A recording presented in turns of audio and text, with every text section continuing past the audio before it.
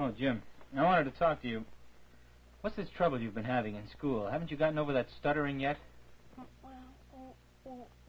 Now, there you go. Just sit down, Jim, and get yourself organized, and we'll try to talk about this in a minute.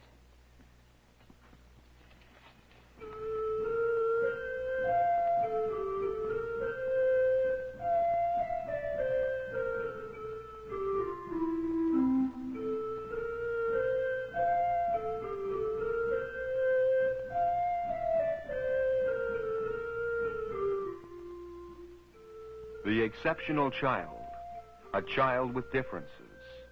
It is our hope that through these programs we might better understand this child and help him.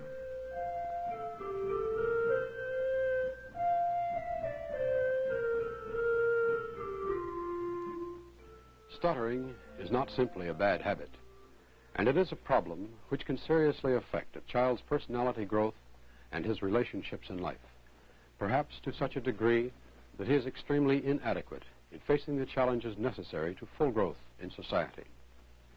I'm Ed Jones, your host on these programs, and today we're going to try to understand the special and important problems that confront the child who stutters, with the hope that through our understanding and more positive attitudes, we may be able to help this child in his attempt to build a happy and constructive life. Speech is not instinctive. A child inherits the ability to make vocal sounds, but he must learn to speak. As a small baby, he babbles and cries and normally goes about making the noises of true speech. By constantly repeating the sounds, he builds a greater degree of control and discrimination. In time, he will use actual words and sentences, expanding his speech until it becomes his main avenue of communication. Somewhere around the age of 3, many children experience speech difficulties. These children may hesitate in their effort to find the desired words, or they may become excited and try to say the words too fast, causing them to slur and repeat words. With most children, these difficulties disappear as they develop their ability to talk more fully, and especially if they're not constantly corrected and made to feel tense about speech requirements.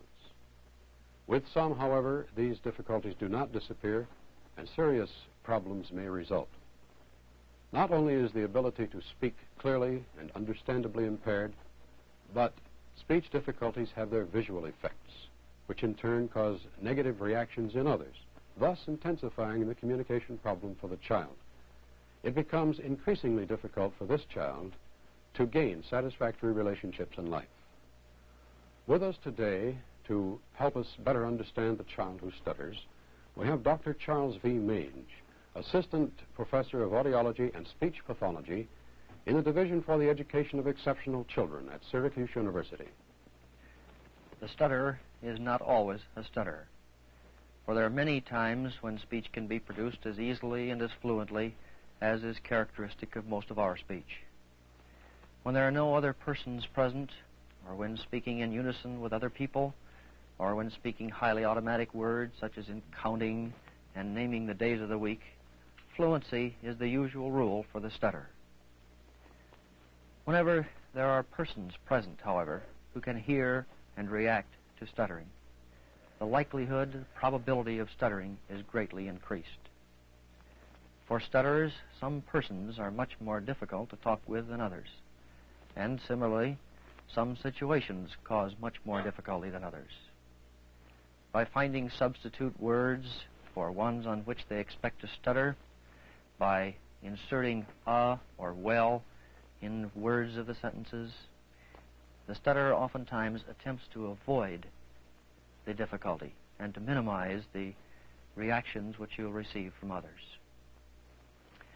Unfortunately, these things do not always work well, and usually they're only of temporary help.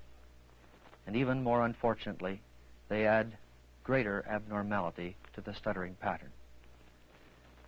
Jim and Nancy, you both used a number of these stuttering symptoms, the kinds of things that we've just been talking about. What ones have you used especially, Jim? Well, I've used eye blinks and retrials. The eye blinks there had a good sample of your eye blink. Your eyes were closed rather tightly. What's the other one that you mentioned? Retrials.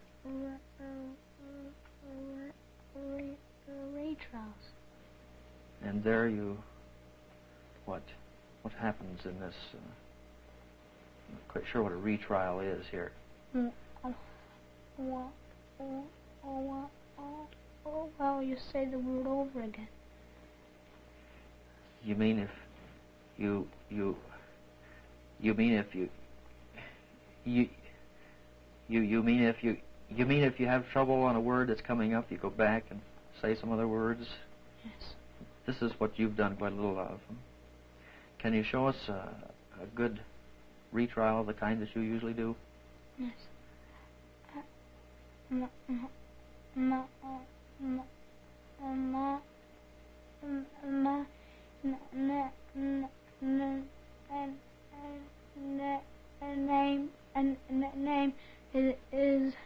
is James Steiner. Good job. Very good. What happened there was that you came up with a word, you stuttered on it, you tried to say it over again, and you stuttered again and again. You've used some symptoms too, I think, haven't you, Nancy? Yes.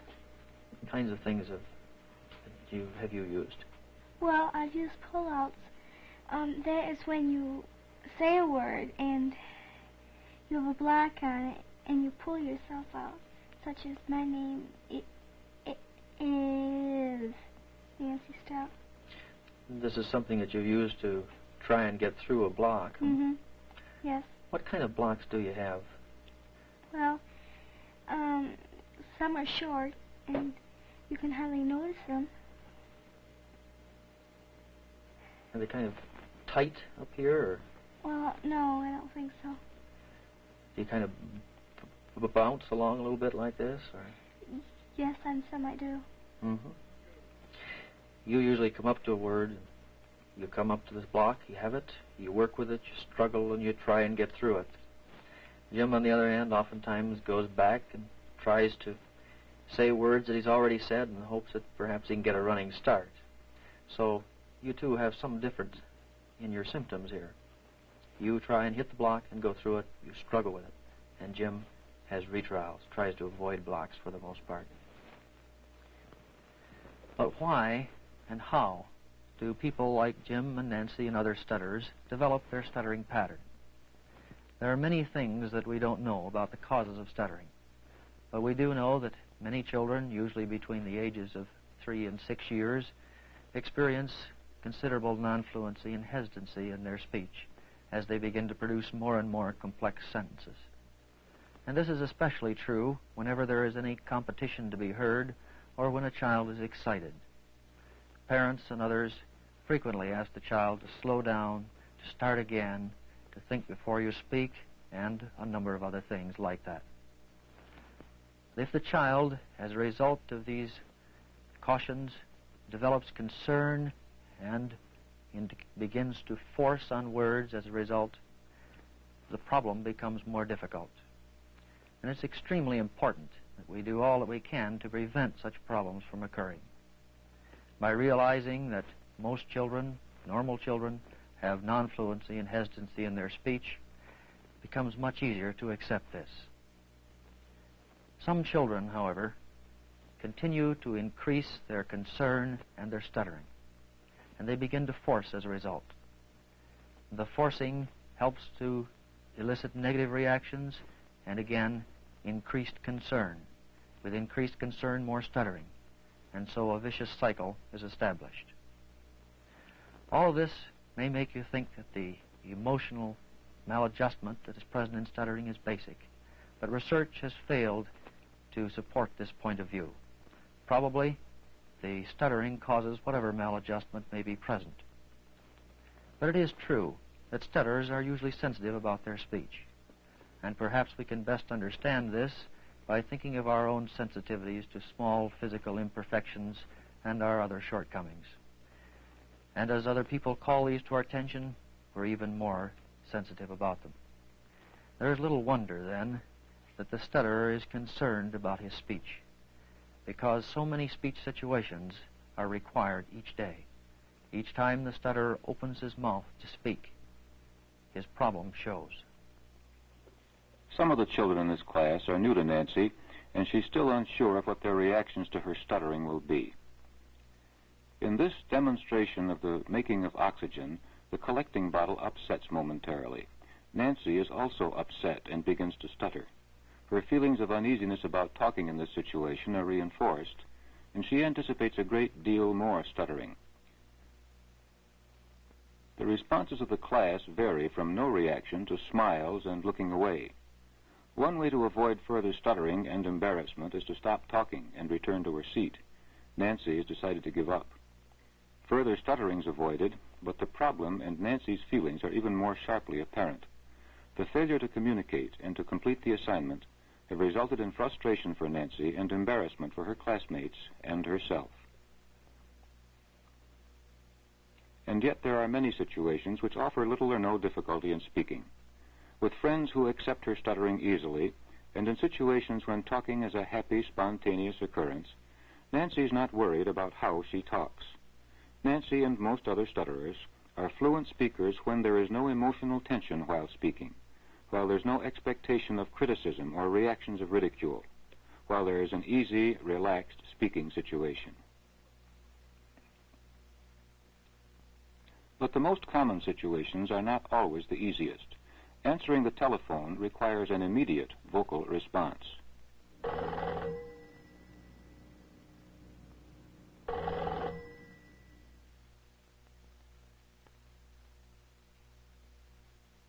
Hello? Is this the Peterson residence? Hello? Hello? Well, can't you answer?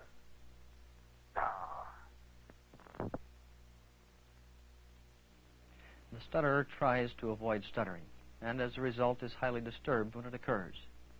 One of the goals of therapy is to make it possible to stutter without the severe embarrassment usually present. But we must do more than just help the stutterer to become objective. We also need to help him control the blocks, to change them to a more normal form. Hi, Jim. Today I think we're going to start off working with eye contact. Do you remember what that means? Yes. That's right. That means whenever you get into a block, we want you to look at us and not to look away. And we want you to keep your stuttering easy so you don't have to work so hard at it. I want you to watch Nancy while you're talking today, and she'll be your conscience, and she's going to say whoops whenever you look away from her. All right? Yes. Okay. What would you like to tell us about today? Don't forget to look at Nancy. Hey, my dog. Whoops. So, Good, Nancy. And her name is Princess, and she has brown spots. And the veterinarian said she couldn't grow bigger because that's as big as she could grow. So she got her shots, and we had everything for her. That's good. That was a good conscience, Nancy. Did you realize you were looking away then? Yes. Yes. Okay. Now, Jim, I'd like you to use the mirror. And whenever you get into a block, I want you to tell me what you did, what happened while you were in that block. All right? What would you like to tell us about now? What grade are you in school? I'm in the grade. Good. What happened to you there? There's plenty of work to do, but... No, what happened to you in that block, Jim? Well, I hit eye blinks and a very sorry head jerks. Mm-hmm. There's another one just like it, wasn't it? Uh-huh. All right, are you looking at yourself in the mirror now? Yes. Yes. And what do you do in the 4th grade? Well, I do plenty of work on every school day except for Friday. Mm-hmm. And that's the same type of thing that happened again, Jim, Yes. right? That's the what happened? Except I had a retrial, too. That's right. That's good. Now, Nancy, we'd like to talk to you for a while. And I want you to, when you're stuttering, to try to control it right within the block, like this. Slow it down while you're in that block, and don't let it get away from you. And if you don't have any blocks, try to fake a couple, all right? Okay. All right. You took a nice trip a while back, didn't you? Yes. What was that like? Well, last Easter, we went to Washington, D.C. And Fine. we saw many interesting places. We went to Mount Vernon, and we saw the White House, but Good. we didn't go inside. I see. What else did you see? Well, the Lincoln Monument, and also the tomb of the unknown soldier. Very good. And what did you see in Mount Vernon? Did you go through the whole house? Yes, we went through the whole house and grounds. Did you like that? Yes, it was very interesting. I see. Well, that was pretty good today. I think we found some things that we can work on. Jim has to work some more on his eye contact and eliminating retrials. And Nancy, you're doing a good job on what we're doing now. There are many ways to improve adjustment toward stuttering. Through actual practice in stuttering and in gaining control of it on the street and in stores and in classroom situations, the stutterer begins to see what he is doing and why he reacts as he does, but without the embarrassment which has previously been an integral part of all of these speech situations. By talking about these practice situations and many other real ones which have occurred in the past, it becomes easier to learn how to handle them. You've had some of these situations yourself, haven't you, Bob? Yes, I have. Last summer, a friend of mine and he was a stutterer also, I had to go into a restaurant and order. I was supposed to order for both of us. He wanted a cup of coffee and I wanted a Coca-Cola. I told the waitress that I wanted a cup of coffee and a Coke. Well, she didn't realize what I meant. And she stood there for a while, and I was sort of blacked out. I didn't know what was going on. And by the time I realized that she was standing there waiting for me to give the other boy's order, I had quite a bit of trouble trying to explain it. I had quite a bit of blocks at the time, and that made it quite difficult for me to order things in stores or in restaurants again. I had to do quite a bit of work on that, to go into and ask about things, such as ask for prices and that sort of thing, and it's helped to break down my fear quite a bit. You've deliberately done this kind of thing then since. How's it coming? well. Good. You've had some of these, though, too, haven't you, Betsy? Yes, one time I was asked to read in front of the class. When the class became quite unruly, the teacher asked whether it was their fault, or whether it was mine, but she couldn't understand me. And after that, it became more difficult for me to read in front of the class. I began to stutter more and became more tense. But I could work in therapy now. And I had an assignment to go out in front of the class and give a speech. And I had to tell them how I stuttered, how other people stuttered, and what were some of the causes, maybe, and that sort of thing. And my classmates really liked this, and they were quite interested in it, and they asked quite a few questions. You mean you've actually gone back then and talked about stuttering in the same situation that you used to have a lot of difficulty? Yes, I have. Very good. Stuttering blocks are kind of strange to a person the first time they see them. And imagine that you've had some strange reactions to yours, haven't you? Yes, I have. Sometimes people look away, or they become embarrassed, and they try to tell me what to do, like to smile, for instance, or to take a deep breath before I speak, or something like that. I've had situations where, talking on the street, I've asked for directions, and the people become so embarrassed that they try to tell me where to go. I mean, not tell me where to go, but take me there, if it isn't too far away, because it usually isn't. And so, in order to combat that, I have to tell them that I am a stutterer and I'm on an assignment to improve my speech and to break down my fear of talking to people, and to tell them that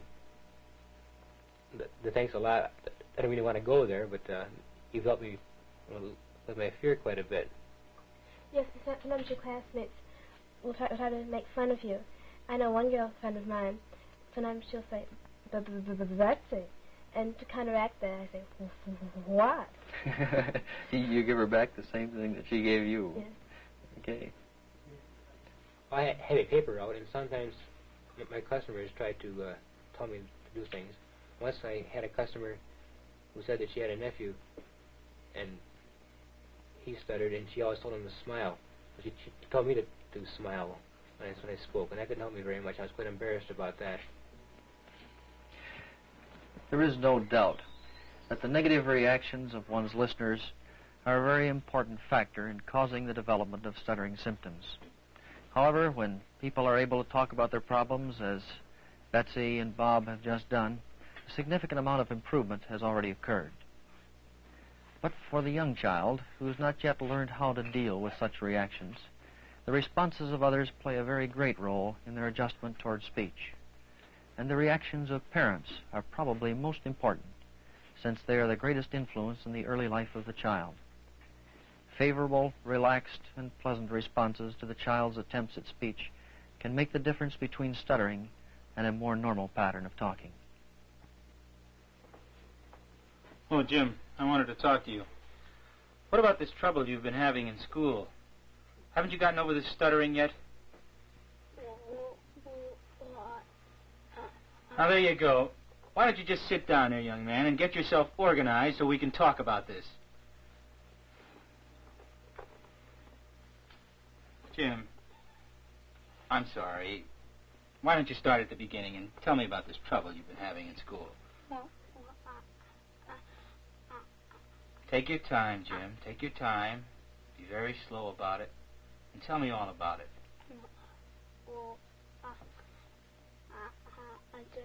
Jim,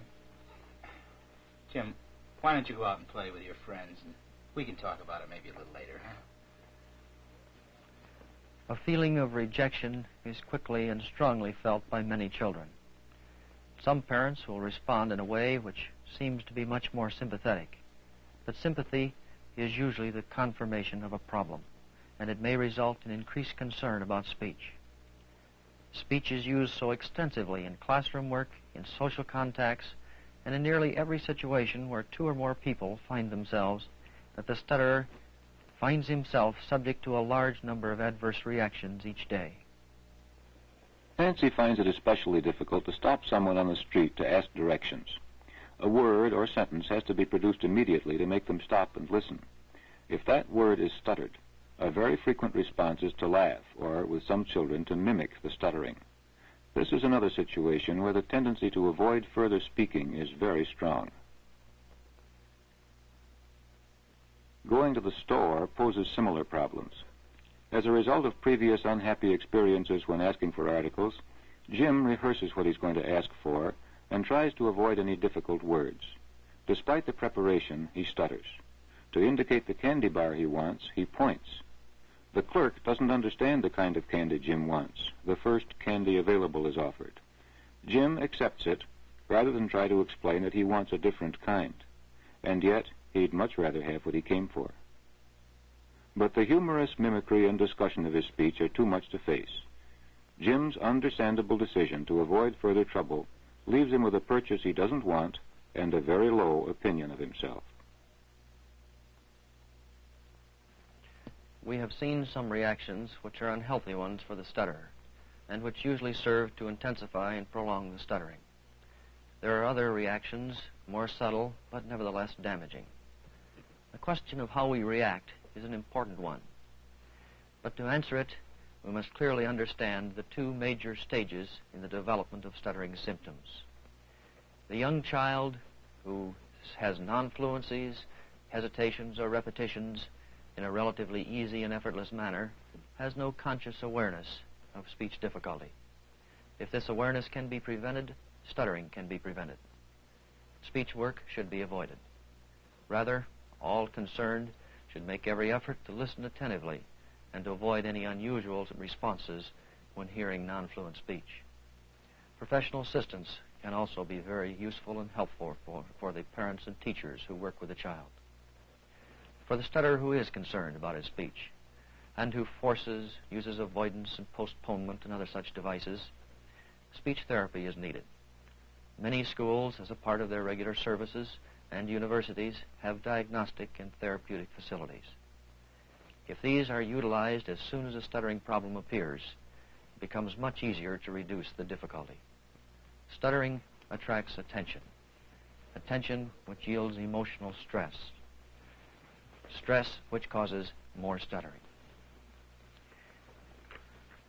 Although many of these reactions are of a negative nature and serve to increase concern and reinforce feelings of rejection and inadequacy, there are also positive reactions, those which stem from an interest in the stutterer as a person and as a friend, and which make speaking a pleasurable experience. Therapy is directed toward reduction and control of the stuttering blocks and toward an objective view of the reactions elicited by those blocks. Clear, understandable speech is something that must be learned.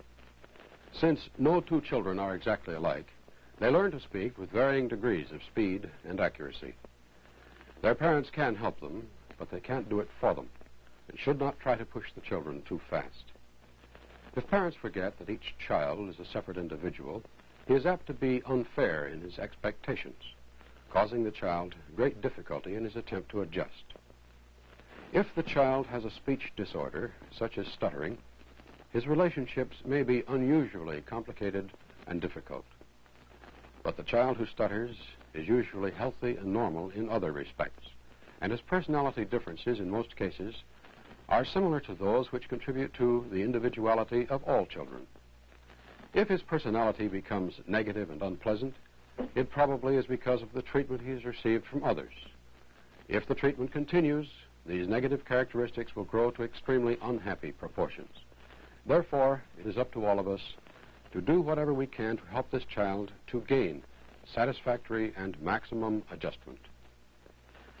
Next week, we shall try to understand the relationships of the child who is socially maladjusted, remembering that a child with a handicap is yet a child, an exceptional child with a life that may be restricted, sometimes even distorted, but one which can grow and continue to grow toward fulfillment. As we know more about the growth and development of the child with a handicap, we will be able to help the exceptional child more in his quest for happier, more secure relationships, with the hope that if he cannot completely eliminate his handicaps, he may effectively reduce the restrictions they cause. A child is born, new life begun, a life that may be exceptional, but need not be without beauty and achievement.